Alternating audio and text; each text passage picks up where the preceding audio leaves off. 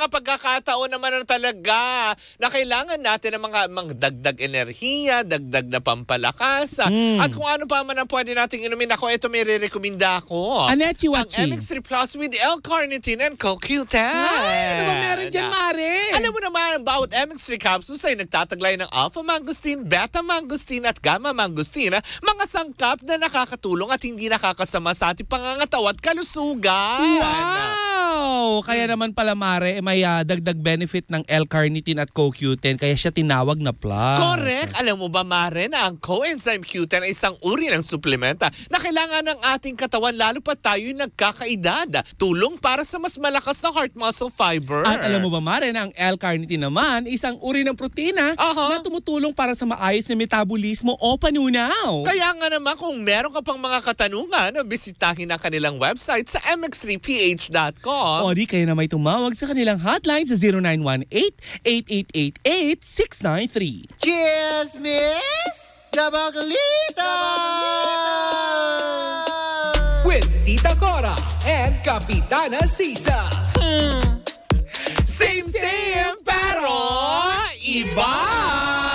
We are number 106.7 Energy FM. Pangga, huwag mong sabihing radyo. Sabihin mo, diba? Hello pa rin po. Kompleto na mga bakla. Yes. At parehas na nakaputi, banayan. Diba? Walang bahid man siya. Walang dumi. Ganon. Na nakakaloka. Kasi alam mo yung kanina, naka-letter M ako. Kaya pala ako tinatawag ng Mr. Clean kanina. Kasi bakit? Hindi, umakit kasi ako sa live ni Toby. Tapos yung mga, syempre, alam nyo na, yung mga bashers na loyal. Sabi, ay si Mr. Clean kalbo na. Ganon. Grabe naman sila. Sabi ko nga, bakit dati pa naman si Mr. Clean kalbo na siya. Magulat kayo kung nagkabuhok. Uy, ang salbahe ninyo. Nakakaloka. Hindi talaga dapat ganun. Hindi ba kasi magbait-baitan, Lena? Kasi mga liempo, Lena. Ay, naku mga bangga. Siyempre sa mga nakatutok pa rin sa atin. Ako po si Kapitana Sisa. At ako naman yung Tita Cora. At eto na ang Baklita sa Woo! Ang napaka-controversial, napaka-init at talagang pinag-uusapan. Nakakaloka. Grabe. Hello po sa inyong lahat. Antabayanan nyo po ang paglabas namin sa mga telebisyon. Yes, sa telebisyon. Hindi dahil sa 24 oras o sa TV Patrol. Sa podcast ng by podcast. Correct, hindi ba? Antabayanan nyo po yan sa mga susunod at na mga hindi nyo araw. kami tatanungin kung sinong bias namin sa TV Patrol. Tama, diba? Lahat naman din sila. Sino bang bias mo doon? Kabayan. Si Bini Noli. Oo, kabayan din talaga. Kasi ever since naman talaga, alam mo yung pundasyon na ng TV Patrol yan. Diba? Pag sinabi mong 24 oras, Mike Enriquez. Diba? Tsaka Vicky Morales. Yan ang mga magkakatandem. Sa Frontline Pilipinas. Siyempre, Cheryl Cosim. Jiggy Manicad. Diba? Julius Babaw. Isa lang ang bias. Diba? Hindi, gusto ko silang tatlo Sa 1,000, 3 tao ano? Diba? Sa 500 din, diba, pamilya? Sa 500, bakit? Malungkot, sad. Ay, diba? Sad ba siya? Nakapalumbaba, diba? Mas maganda pag tropa, 3, para mas maingay lagi. Grupo. Diba? Ganon. Yes. Ay, Mare, magpasalamat lang muna ako. Gora! Ayan, sa pamunuan po ng Binibining Pilipinas kahapon at ng Beauty Derm. Ayan, kasama ko dyan si ang ating kapatid sa sa pamamahayag na si DJ Jaiho. Para sa press con ng ng Binibining Pilipinas, yung mga winners. Yung mga nakadaw pang palad mo na mga beauty queen. Yung talagang yung masasabi natin, yun ang magaganda. Diba? Kaya magpapaganda rin ako. Ay, diba? Aabangan natin yan, syempre. Ay, huwag masyadong marami ina-expect, Mare. Ay, total na rin. Sinabi mo na rin na magpapaganda ka. Abangan natin. Magpapaganda ako. Ay, naku, nakakaloka. Syempre, kahapon mga Marcel, hindi ba dahil mainit ka pinag-uusapan, ulitin ko lang bago natin, iba to ang ating bagong balita patungkol po doon sa mga inilabas nating balita kahapon. So, pag unang issue tungkol tungkol kay Karil, gaya ng sinabi natin kahapon, antayin natin ang official statement na manggagaling mismo kay Miss Karila. Ngayong araw naman, antabayanan natin dahil ngayong araw daw i-anunsyo ng TVJ ang kanilang magandang balita para sa kanilang mga taga-subaybay kasi kasabay ngayong araw na to ang 46th anniversary nila. Yes. Kung sila nga ililipat ng studio o anuman, diba? Kung bakit nila lilisanin ang TV5 studio, malalaman natin yan mamaya. Antabayanan nyo dahil may announcement silang ilalabas. Ako din naman, Mari, kung ako din naman ang producer ng Itbulaga, ayan ng TVJ. Mari, aalis din na ako dun sa sa studio ng TV5 kasi medyo maliit Medyo maliit nga daw, diba? Kumpara dati sa studio nila dyan sa may Broadway Centrum, diba? Dun sa pinanggalingan nila sa may MacArthur din, medyo malaki-laki din yun. Kaya lang parang hindi, sa kanila ba yun? Parang hindi sa kanila dati, yun. Diba?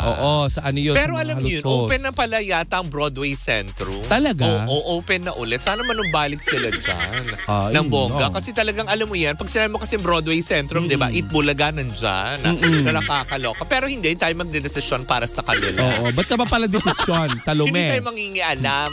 Kaya antayin lang po natin ang mga official statement na manggagaling po doon sa mga artista dahil wala naman po tayong kinukumpirma. Una sa lahat, hindi naman natin sila kamag-anak. Tama. Para alam mo yun, tayo ay maging concerned agad. Ito'y chismis naman na lumaganap na, hindi lang sa social media, kundi pinag-uusap-usapan din sa mga karinderya, sa skinita, ng mga magkukumare, diba? Ganyan. Na para-parehas na chismosa. Ay, walang kulang lahat na barangay. Tama, pero eto na, Mare. Mainit na pinag-uusapan ngayon dahil nga pumutok na ang balita. Paanong pagputok? Ganon. Ay. Pop the Magic Dragon. Ganon. Yun yung diba? Yun yung hymn ng PUP. Talaga ba? Hoy! Talaga ba? Uy, hindi Pop the Magic Dragon. Pop the Magic Dragon. Hoy! Hindi, eme lang. Komedyante. Tama, diba? Pop the Magic Dragon. PUP. Ay, baka magalit yung mga estudyante ng PUP. Correct. Hello po sa lahat ng mga taga-PUP. Ganun lang po namin kay Lambingin. Char-char lang naman yun, hindi ba? Biru-biruan na. Pero eto na, hindi magpapap. Walang support Talaga ba? Sa Pop the Magic Dragon. Ayoko nang ituloy dahil yung isang boss natin nung graduate. Wala, Pop the Magic Dragon. Eto na. Dahil nga mainit ang pinag-uusapan ngayon, natuloy na nga na ang tabayanan dahil sa darating na Nobyembre. Mapapanood na ng lahat ng ilang tabayanang sequel ng Hello, Love and Goodbye na Hello, Love Again. Kasi nga. Diba? Ay, Mari, di ba nakadoupang palad natin? Oo, yung isa sa mga yung isa sa mga karakter na kasama doon na kung saan nga naman hindi siya kasama sa Canada shoot kasi natapos na yung first lang part, yung diba? Hong Kong. Oo. Nakadaupang palad natin nung nakaraang linggo, diba? Na parang sinabi na nga niya, nasa Canada nga ngayon at nag-shoot yung dalawa. Kasi nga para sa continuation dahil yung ibang Hong Kong shots nga daw nakuna na kung saan kasama nga itong nakausap natin. Na huwag na natin siyang ipahamak, diba? Si Mr. Jeff Tan.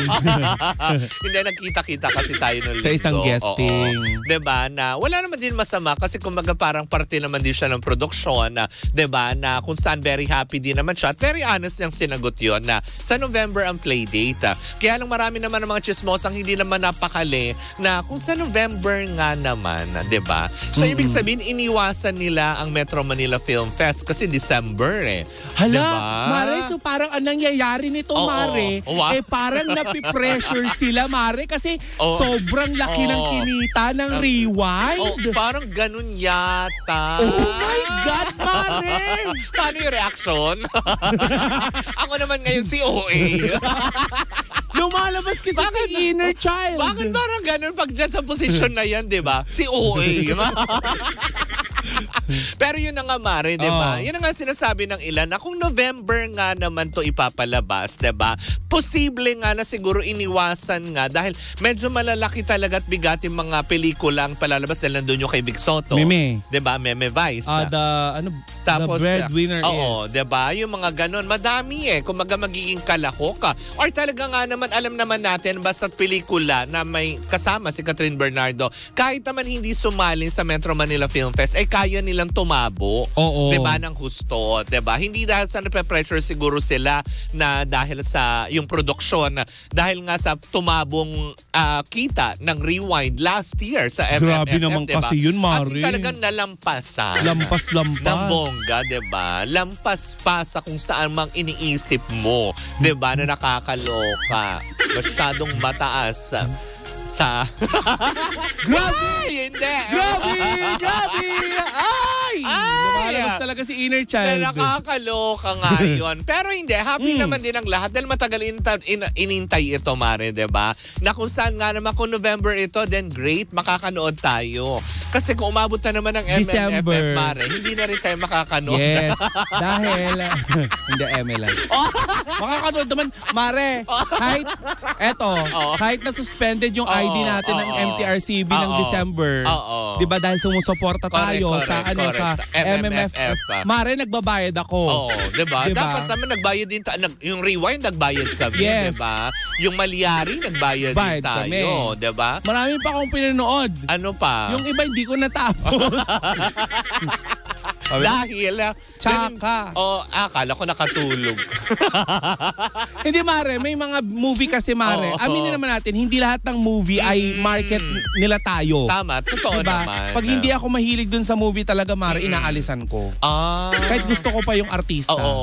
Ang gusto ko lang, makita lang na umartist siya, diba? Bilang sinuportahan ko na din naman, nagbayad ako ng ticket. Tama. Diba? Truth naman, tama, diba? Sa mga aspeto na yan. Pero dun sa mga, alam mo, yung mga intriga na naman na bakit kasi hodang ganito, tigilan na po muna natin kasi kumbaga parang eto na yung inintay ng lahat Yung pagbabalik muling tambalan ni Alden Richards and Catherine Bernardo na kung saan nga na mabibigyan ito ng panibagong istorya kung saan muli nagtagpo ang landas ni Ethan at ni Joy. Diba?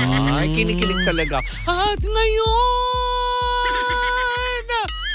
Wala na. Wala nang karugtong. Si Moira pa rin kayang kumanta. Siguro. Diba? Diba yung mga ganong aspeto? Pero sa ngayon nga, nakikita naman din natin on social media sa mga reels on TikTok, of course, diba?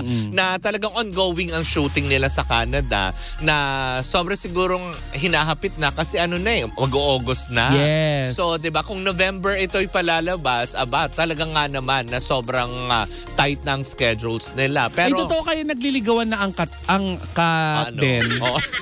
Katniel. Yes. Wala na, may nililigawan na daw ng bago, diba? Oo, sabi. taga-South daw. Ay, South din naman sila, diba? Yung bagong bahay nilang binili. Diba? Yung binili, yung binili nung nanay niya, diba? Kasama nga yung isang director. Hindi pa, yata. Oo, sa South sila tumingin ng bahay. Hindi sorry po. Sorry. May nakalimutan ako. Ichichika sana ako. Buti na lang napigil ko yung sarili ko. Off the record kasi yun. Correct. Hindi ba? Pero yun na nga, we'll be happy naman din na mapanood ito. Wag na po natin bigyan ng kulay dahil syempre, ang bawat artista na lumalahok sa anumang patimpalak, tulad ng Metro Manila Film Fest. May nakalimutan ako. Ano? Alam mo ba, ichichika ko sana sa'yo na may naririnig-rinig tayo balita ngayon. Na ano? Na si Catherine Bernardo ay nililigawan ng isang mayor daw sa Lucena. Oy, talaga ba? Oo. Lucena, yung gwapo? Oo, yung singkit. Si Alcala, Mayor Alcala. Nililigawan niya daw. Yung gwapo yun Daw hindi ko ba? Wala pang kumpirmasyon. As in talaga ba? Oo. Well, wala naman sigurong masama kasi kung talagang single naman din siya, diba? Paano yun nililigawan ni Alden si Catherine? Nililigawan pa lang naman if ever. So, hello, love again, Lucena? Hello, love, Lucena, ganun na. If ever. Pero wala namang masama kasi kahit naman sino, Mari, diba? Huwag natin bigyan ng tuldok kung kanino man. Dahil ang daming nalilink, diba? Lumutang din ang pangalan ni Donnie Pangilinan, diba? Wala na yun. Hindi, may mga dumikit kasi simula nung nag-break talaga ang Katniel, diba? Lalo na wala sila ng ugnayan. Ang daming gusto siyang makatrabaho, ang daming lumabas na marami pala talagang humahanga sa kagandahang taglay ni Catherine Bernardo. Ikaw ba naman ang magmodelo ng isang tuna brand, diba? Na talagang deserve, diba? Yung mga ganong aspeto. Pero yun na nga, sa mga aspeto na yan, pagdating naman din sa pelikula nilang Hello, Love Again, diba? Wag na po natin bigyan ng kulay na parang ikumpara-kumpara. Dahil yung mga artista, katulad ng magkakaiba naman sila. Diba? Katulad ng Rewind. Diba? Pinakita naman doon ni Ding Dong at ni Marian yung kanilang best para sa pelikula. Maski naman siguro mga artista katulad ni Ding Dong at Marian, hindi naman nila in-expect na ganun ang kikitain at support ang makukuha nila. So, diba? Irespeto naman po natin yung galing ng bawat isang artista. Hindi yun dahil sa kung ano man ang kikitain nila. Malay nyo sila, Ding Dong tsaka Marian, gumawa din ulit. Fast forward naman. Wow! Hindi, rewind. Replay. Ganon. Parang ganun lang din. Ni-rewind tapos, oo nga pala, dapat si ano naman re-forward. Re-forward. Fast forward, sabi ko na nga. Bala ka, ewan. Tapusin na nga natin to. Kung ano-ano pa man din. But anyways, we wish them luck. Kung sa totoo nga sa Nobyembre yan, naku mare, may date na tayo sa November. Oo nga. Antabayanan natin yan, diba, sa darating na Nobyembre para sa Hello Love. Ako naniniwala, mare, maging successful tong movie na to. Naniniwala din kasi naman ako. Kasi ang daming nangyari bago siya ipalabas. Truth, diba? Ang daming hiwalayan, paglipat. Correct, diba? Naiwan si Alden sa sa GMA, lumipat ang mga co-host tapos diba, syempre, antabayanan mo dito kung talagang nga ba yung kanilang, yung intimate scenes, like yung tipong, yung talagang kunwari may mga portions. Kasi mag-relasyon sila dito eh. Kumaga, magkakaroon ba ng mas intimate? Kasi syempre, nung nakaraan, jowa pa niya yung isa. Tsaka Mare. Baka kasi may mga restrictions na, bawal ganito. Kasi di ba Mare, si Catherine yan nagpapasepa-sexy na. Oo, diba?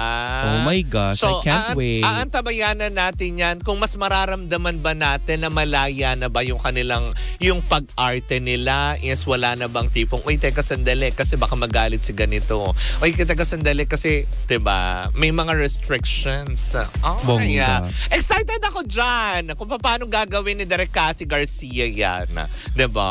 Ay, naku. O bakit ba? Kaya nga absent ngayon sa pagtitinda ng diba, si Direk Cathy. Diba?